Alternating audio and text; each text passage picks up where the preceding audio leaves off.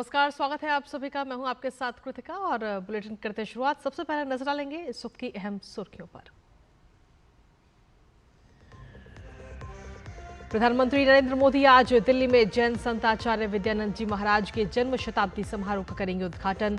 देश भर में वर्ष भर चलेगा आयोजन।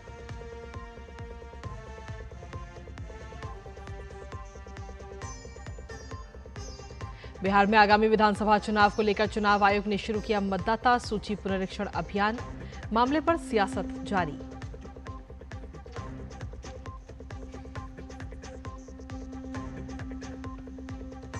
हिमाचल प्रदेश, उत्तराखंड समेत उत्तर भारत के कई राज्यों में भारी बारिश का दौर जारी। बाधित बद्रीनाथ राष्ट्रीय राजमार्ग को खोलने में जुटा प्रशासन। दिल्ली को और करना होगा मानसून का इंतजार।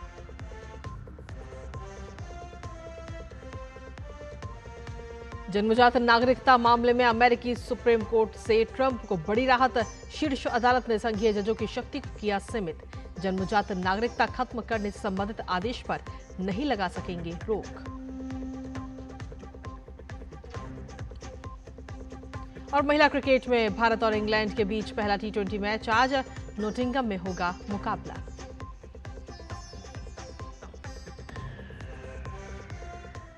तो ये थी प्रमुख सुर्खियां और अब खबरों में विस्तार से बात करेंगे। प्रधानमंत्री नरेंद्र मोदी आज सुबह करीब 11 बजे नई दिल्ली के विज्ञान भवन में आचार्य विद्यानंद जी महाराज के शताब्दी समारोह का उद्घाटन करेंगे। इस अवसर पर वो उपस्थित जनसमूह को संबोधित भी करेंगे। ये कार्यक्रम केंद्रीय संस्कृति मंत्रालय द्वारा भगवान महावीर अहिंसा भारती ट्रस्ट के सहयोग से आयोजित किया जा रहा है। ये कार्यक्रम 1 साल तक चलने वाले राष्ट्रीय श्रद्धांजलि समारोह की औपचारिक शुरुआत का प्रतीक है। उद्घाटन समारोह में देश भर से प्रख्यात जैन आचार्य, आध्यात्मिक नेता, सांसद, संवैधानिक अधिकारी, विद्वान, युवा प्रतिनिधि और अन्य प्रतिष्ठित लोग भी शामिल होंगे। समारोह का आयोजन जैन धर्म के महान आध्यात्मिक नेता और समाज सुधारक आचार्य विद्यानंद जी महाराज की 100वीं जयंती पर किया जा रहा है। शताब्दी वर्ष आज से 22 अप्रैल 2026 तक मनाया जाएगा। साल भर चलने वाले इस समारोह में देश भर में सांस्कृतिक, साहित्यिक, शैक्षिक और आध्यात्मिक पहल की जाएंगी। समारोह का उद्देश्य आचार्य विद्यानंद जी महाराज के संदेश का प्रसार करना है। आचार्य विद्यानंद जी महाराज ने जैन दर्शन और नैतिकता विषय पर 50 से ज्यादा पुस्तकों की रचना की है। उन्होंने कई दशकों तक नंगे पांव भारतीय राज्यों की यात्रा की, साथ ही ध्यान, ब्रह्मचर्य और कठोर तपस्या का सख्ती से पालन किया। उन्होंने विशेष रूप से प्राकृत जैन दर्शन और शास्त्रीय भाषाओं में शिक्षा के लिए काम किया और देश भर में प्राचीन जैन मंदिरों के जीर्णोद्धार और पुनरुद्धार में महत्वपूर्ण भूमिका निभाई।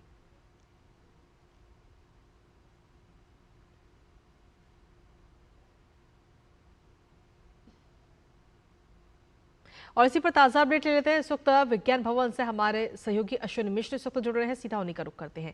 अश्विनी, फिलहाल आज जो ये खास कार्यक्रम होना है, इसकी क्या कुछ विशेषताएं हैं और क्या कुछ आज देखने को मिलेगा इस कार्यक्रम के तहत हमें? जी, अगर देखें तो 11 बजे प्रधानमंत्री नरेंद्र मोदी यहाँ पर श्री 108 श्वेत पृच्छाचार्य मुनिराज जैन मुनि विद्यानंद जी के शताब्दी समारोहों का औपचारिक उद्घाटन करेंगे। औपचारिक समारोह का आयोजन 26 तारीख से आज से शुरू होगा और ये 22 अप्रैल 2026 तक चलेगा। 22 अप्रैल 1925 में मुनिराज का जन्म हुआ था। बेलगावी कर्नाटक का जो शेदबल क्षेत्र है वहाँ पर एक ब्राह्मण परिवार में आपका जन्म हुआ और आप इस जैन परंपरा के महान संतों में आपकी गिनती होती है। एक जिनको जिन माना जाता है, जिनको अरहत माना जाता है, जिनको अरिहंत माना जाता है भगवान महावीर के सिद्धांतों के प्रचार प्रसार में, और साथ ही साथ अंतर सांप्रदायिक सद्भाव के प्रतिष्ठापक के रूप में श्वेत पृच्छाचार्य मुनिराज विद्यानंद जी का नाम सबसे ज़्यादा अग्रणी है। अगर देखें तो सबसे बड़ी बात यह है कि जिस तरीके से उन्होंने कर्नाटक से चलकर समूचे उत्तर भारत में जैन मंदिरों का जीर्णोद्धार कराया, जैन मंदिरों को, जैन सिद्धांतों की उन्होंने पुनर्स्थापना की। जैन सिद्धांत जो है, चाहे वो सत्य, अहिंसा, अपरिग्रह, अस्तेय, ब्रह्मचर्य के जो पंच महाव्रत हैं या फिर जो अन्य ज्ञान के साधन हैं, जो मोक्ष की अवधारणा है, जो अनेकांतवाद है, जो स्यादवाद है, इन सभी के मर्म को जनता में, आम जनमानस में स्थापित करने का अद्भुत और अनुकरणीय कार्यक्रम अब जो प्रयास किया गया वो मुनिराज विद्यानंद जी द्वारा किया गया और इनके जो अब तक के योगदान रहे हैं उसी का स्मरणोत्सव का कार्यक्रम होगा। शताब्दी वर्ष समारोह होगा। 1 वर्ष तक ये कार्यक्रम चलेंगे। 26 जून आज से शुरू होगा और 22 अप्रैल 1925 में जन्म हुआ था, लिहाजा 22 अप्रैल 2026 तक ये सारे कार्यक्रमों का आयोजन होगा। आज यही प्रधानमंत्री नरेंद्र मोदी जी द्वारा इस कार्यक्रम का औपचारिक उद्घाटन होगा, जिसमें जैन संप्रदाय के, जैन धर्म के अनेक महान मुनिराज, अनेक संत, अनेक इसके अनुशीलन करने वाले लोग और साथ ही साथ अनेक गणमान्य व्यक्ति और सांसद यहाँ पर मौजूद होंगे। तो निश्चित तौर से अगर देखें तो बेहद समीचीन और बेहद प्रासंगिक जो जैन धर्म के सत्य, अहिंसा, अपरिग्रह, अस्तेय और ब्रह्मचर्य के जो नियम है, जो कि विश्व शांति की बात करते हैं, अनेकात्मवाद की जगह वो अनेकांतवाद की बात करते हैं, जो साधवाद की बात करते हैं, जो जीवों को अपने कर्मों से मुक्त का मार्ग दिखाते हैं, उसकी कहीं न कहीं यहाँ पर उद्घोषणा प्रधानमंत्री नरेंद्र मोदी करेंगे और दुनिया एक बार फिर देखेगी कि किस तरीके से सत्य, अहिंसा, अस्तेय, अपरिग्रह, ब्रह्मचर्य जो हमारे मूल सिद्धांत हैं, चाहे वो सनातन संस्कृति के हों, चाहे वो बौद्ध संस्कृति के हों, चाहे वो जैन संस्कृति के हों, चाहे वो हमारी भारत की सामाजिक संस्कृति के हों, उनका कहीं न कहीं उद्घोष यहाँ से होगा। कृतिका, इसके साथ ही अश्विनी बताया जा रहा है, जैसा कि आपने भी बताया कि 1 साल तक ये पूरा कार्यक्रम चलेगा। अगले साल 22 अप्रैल 2026 तक ये कार्यक्रम होंगे। इस दौरान इस 1 साल में किस तरह के कार्यक्रम आयोजित किए जाएंगे? क्या अलग अलग जगह पर होंगे? किस तरीके के रहेंगे ये कार्यक्रम? देखिए, आज का जो कार्यक्रम है ये तो औपचारिक उद्घाटन समारोह है, जहां पर स्मारिका और डाक टिकट का विमोचन प्रधानमंत्री नरेंद्र मोदी द्वारा किया जाएगा। यहां पर एक प्रदर्शनी का भी आयोजन किया गया है, जो कि मुनिराज के जीवन और उनके व्यक्तित्व और कृतित्व पर प्रकाश डालेगी। और साथ ही साथ साल भर तक जो कार्यक्रम चलेंगे, उन कार्यक्रमों में देश के अलग अलग हिस्सों में, चाहे वो दिल्ली हो, चाहे वो वैशाली हो, चाहे वो श्रवणबेलगोला हो, चाहे वो कर्नाटक के अन्य क्षेत्र हो, दक्षिण भारत के क्षेत्र, उत्तर भारत के क्षेत्र हो, उनमें अंतर संप्रदाय सद्भाव को बढ़ावा देने के लिए, आध्यात्मिक समतावाद की स्थापना करने के लिए, जिस तरीके से प्रेरणा स्रोत के रूप में मुनिराज विद्यानंद जी का पूरा जीवन रहा, उनके सभी कृतित्व को, व्यक्तित्व को स्मरण करते हुए जैन धर्म के मूल सिद्धांतों की स्थापना का प्रचार प्रसार का कार्यक्रम चलेगा और देश के अलग अलग हिस्सों में होगा। इस तरीके से मैं बताऊं कि जो मुनिराज का जो जीवनचर्या रही है, वो 8000 से ज़्यादा उन्होंने आगमिक जैन छंदों थे, वो उनको कंठस्थ थे। वो प्राकृत भाषा के निष्णात विद्वान थे। वो अनेक 50 से ज़्यादा उन्होंने ग्रंथों की रचना की, जो कि आध्यात्मिक मानवतावाद और सामाजिक समतामूलकवाद और समाजवाद के सामाजिक समतामूलक समाज की स्थापना में सबसे ज़्यादा योगदान देने में उनका पूरा का पूरा जीवन लगा रहा। तो जिस तरीके से मुनिराज का जीवन रहा, जिस तरीके से मुनिराज का व्यक्तित्व रहा, जिस तरीके से जो मूल सिद्धांत हैं जैन धर्म के, जो कि सत्य की बात करते हैं, अहिंसा की बात करते हैं, अपरिग्रह की बात करते हैं। अपरिग्रह की स्थिति ये है, मैं आपको बताऊं कि अपरिग्रह उतना ही धारण करने की बात कही जाती है जिसमें आपका जीवन चल सके। अस्तेय वो होता है कि चोरी ना करना। ब्रह्मचर्य ये है कि नैतिक नियमों का मनसा वाचा कर्मणा जो है उसका अनुशीलन करना। सत्य और अहिंसा दुनिया जानती है कि इसका पाठ करना। तो अहिंसा के सबसे बड़े प्रेरक और प्रस्तावक के रूप में अगर देखा जाए तो पूरी दुनिया में भगवान महावीर माने जाते हैं।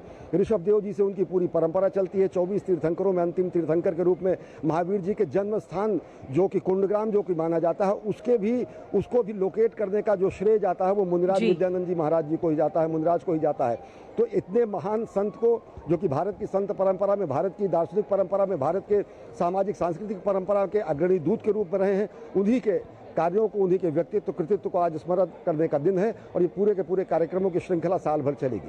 चलिए, बहुत बहुत शुक्रिया अश्विनी, तमाम जानकारी और अपडेट्स हमारे साथ साझा करने के लिए, इस खबर से जुड़े हुए। और इसी के साथ चलिए अब खबरों में आगे बढ़ेंगे, जहां गृह मंत्री अमित शाह आज गुजरात के दौरे पर हैं और इस यात्रा के दौरान अमित शाह गोविंद गुरु विश्वविद्यालय पिंजौल गोधरा में विभिन्न परियोजनाओं का शिलान्यास और उद्घाटन करेंगे। उसके बाद अमित शाह अहमदाबाद के आद्रोड़ा जाएंगे, जहां मॉडल को ऑप विलेज के अंतर्गत आद्रोड़ा मंडली कोऑपरेटिव लिमिटेड की ओर से नवनिर्मित सहकारी परिसर का उद्घाटन करेंगे। इसके साथ ही गृह मंत्री जुवाल स्थित प्राथमिक विद्यालय का भी उद्घाटन करेंगे। और इसके साथ ही आपको बता दें कि फागंडी पंचायत भवन का भी वो उद्घाटन करेंगे। अमित शाह साणंद GIDC कॉलोनी की ओर से नवनिर्मित ऑक्सीजन पार्क में वृक्षारोपण कर कॉलोनी को ग्रीन और स्मार्ट बनाने के लिए साणंद GIDC के उद्योगपतियों से चर्चा करेंगे।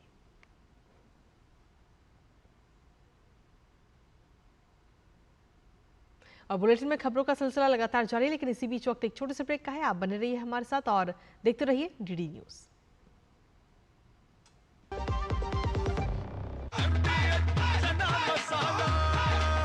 अब छोलिया हो या लोबिया, सफेद चने या काले चने, सब कुछ मजेदार बने। मेरी पसंद, मेरी पसंद,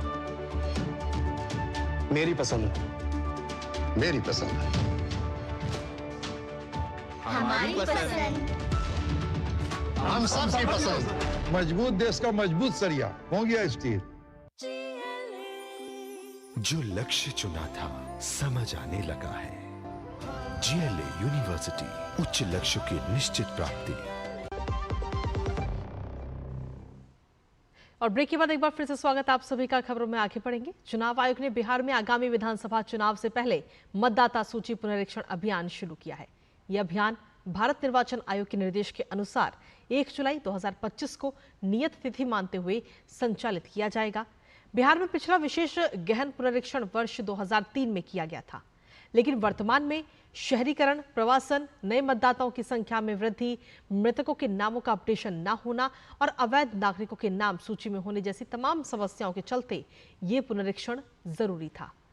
बिहार में मतदाता सूची पुनरीक्षण अभियान के तहत 26 जुलाई तक घर घर जाकर सर्वेक्षण किया जाएगा, जिसके बाद 1 अगस्त को प्रारूप मतदाता सूची का प्रकाशन किया जाएगा।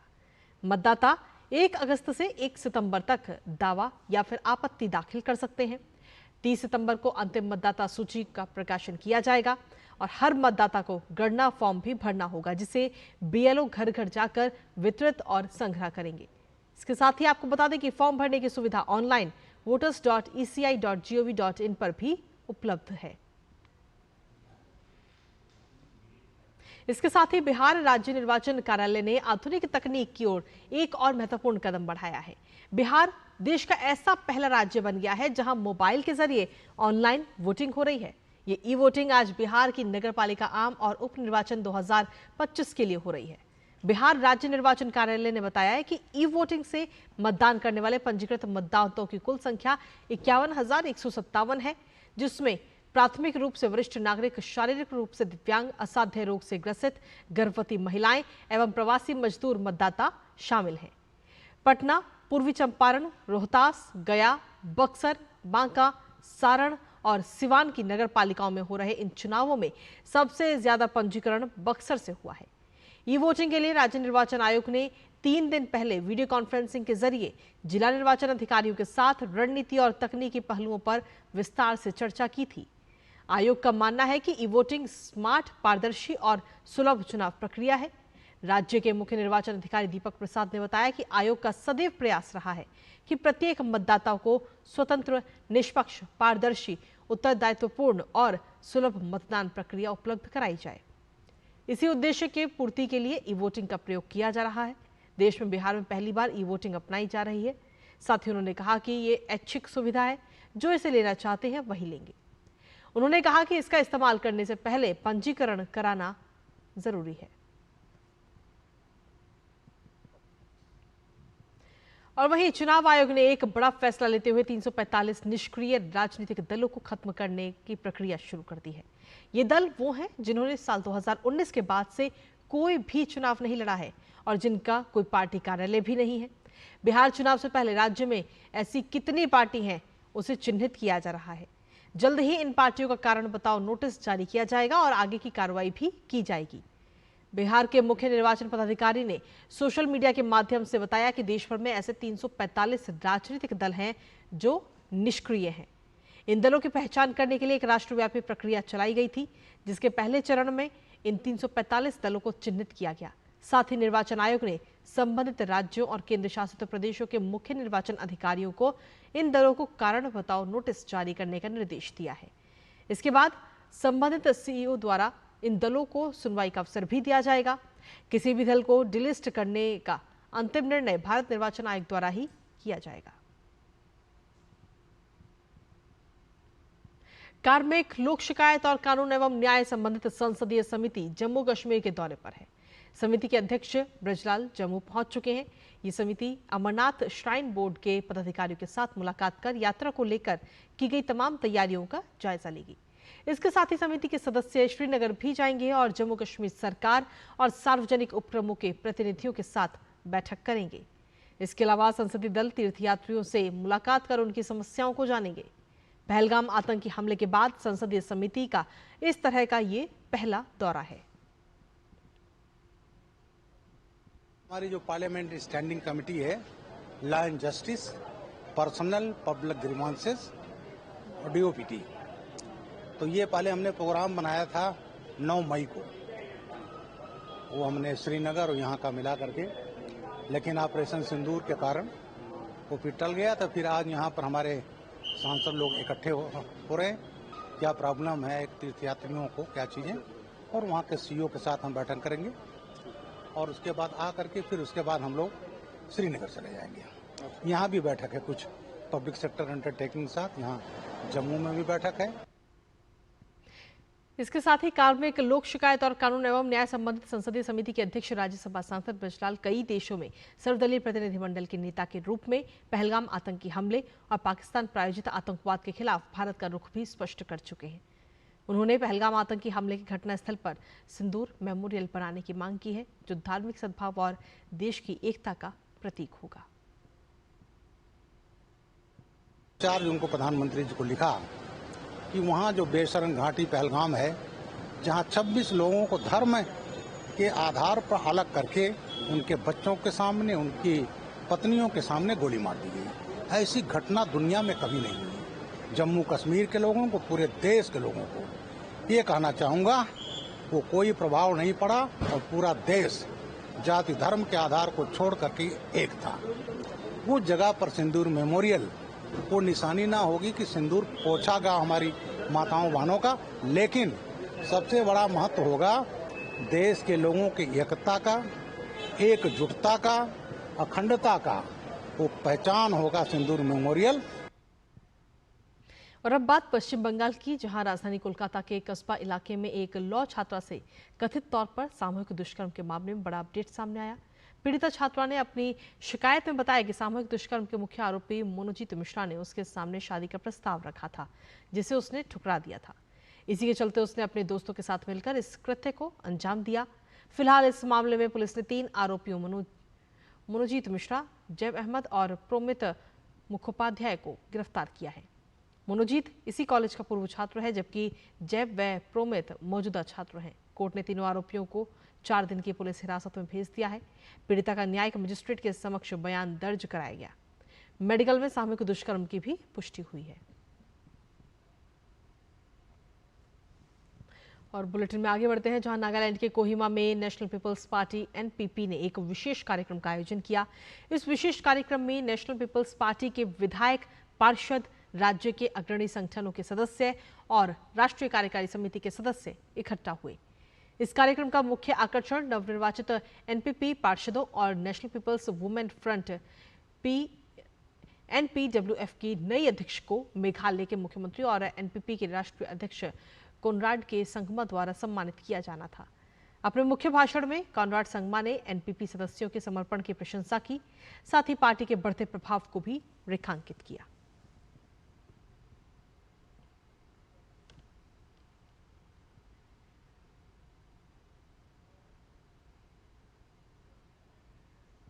Together, we always raise the issues with the central leadership if we are not happy, and we've been doing that in the past and we'll continue to do it in the future also. और वहीं आज से 50 वर्ष पहले इस देश में संविधान पर संकट आया था। तब इस देश के लोकतांत्रिक मूल्यों और नागरिकों के अधिकारों को पूरी बेदर्दी से कुचल दिया गया था। जी हां, हम बात कर रहे हैं इमरजेंसी की, जिसे 1975 में इंदिरा गांधी की सरकार ने इस देश पर थोपा था।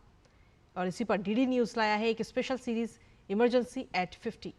और इसी कड़ी में आज हम आपको दिखा रहे हैं कि कैसे आपातकाल के दौरान इंदिरा गांधी सरकार ने बॉलीवुड पर शिकंजा कसा था और इसके शिकार बने थे महान गायक किशोर कुमार।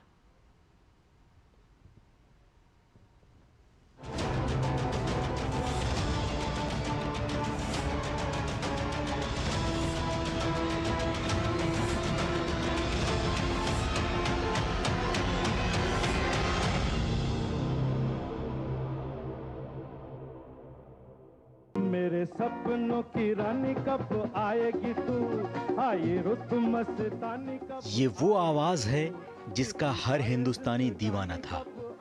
ये आवाज हर भारतीय के दिल में बसती थी।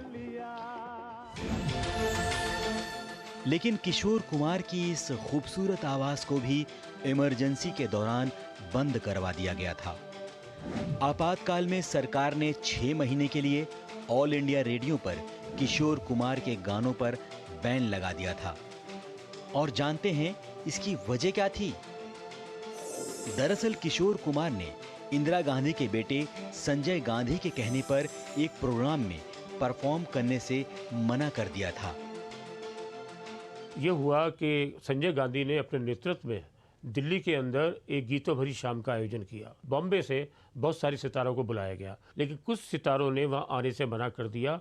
उनमें एक थे गायक किशोर कुमार। ये बात संजय गांधी तक पहुंची, बाद में ये बात प्रधानमंत्री इंदिरा गांधी तक पहुंची, तो उन्होंने सीधे आदेश दे दिए कि किशोर कुमार का कोई भी गाना ऑल इंडिया रेडियो पे भी प्रसारित नहीं होगा और दूरदर्शन पे भी प्रसारित नहीं होगा। जो चित्रहार के अंदर गाने आते थे उसमें जिसमें भी किशोर कुमार का स्वर होगा वो गाना बिल्कुल प्रसारित नहीं होगा। यानी किशोर कुमार पूरी तरह रेडियो और दूरदर्शन से बैन।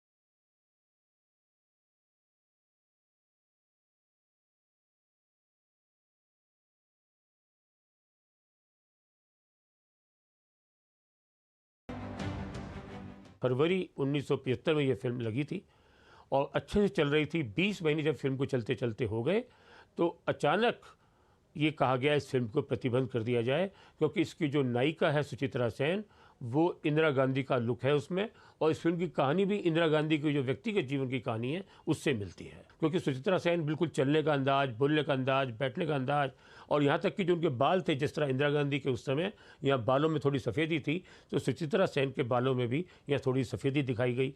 और जब गुजरात के चुनाव में ये कहा गया कि आप मिलिए इंदिरा गांधी से, तो उसका एक बड़ा इम्पैक्ट खराब हुआ और कांग्रेस सरकार चौंकी और इन्होंने कहा कि नहीं, इस फिल्म को तुरंत बैन कर दीजिए। ये कहानी उनसे मिलती है।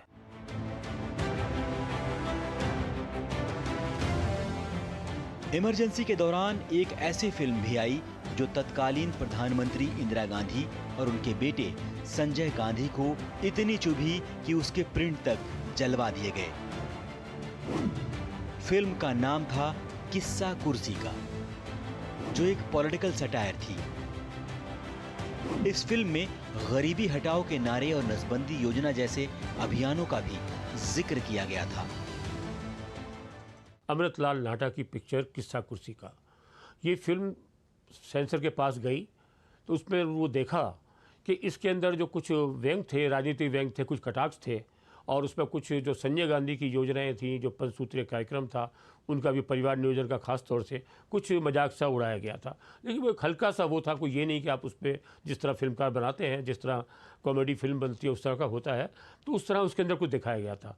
तो ये जब सेंसर बोर्ड के पास गई तो सेंसर बोर्ड ने इस फिल्म को रोक दिया कि इस फिल्म को बिल्कुल पास नहीं करेंगे।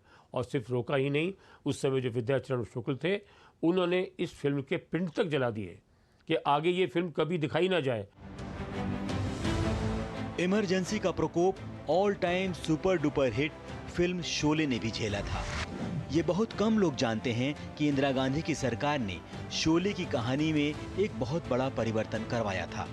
आपने इस फिल्म में क्लाइमेक्स में देखा होगा कि डाकू गब्बर सिंह और ठाकुर बलदेव सिंह की आखिरी में लड़ाई होती है और ठाकुर गब्बर सिंह को घायल करके उसे पुलिस के हवाले कर देते हैं। लेकिन ये शोले की ओरिजिनल कहानी नहीं थी। ओरिजिनल शोले में ठाकुर अपने कील लगे जूते से गब्बर सिंह का गला दबाकर मार